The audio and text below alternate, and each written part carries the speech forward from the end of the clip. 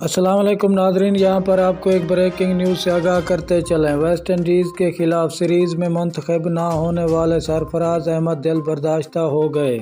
اس سے پہلے اگر آپ ہمارے چینل پر نیو ہیں یا پہلی بار وزٹ کریں تو چینل سبسکرائب کریں، ساتھ دیے گئے بیل آئیکن کو آل پر کر دیں، شیئر کریں، کمنٹ کریں تاکہ ہر نئی آنے والی ویڈیو آپ تک بآسانی پہنچتی رہے۔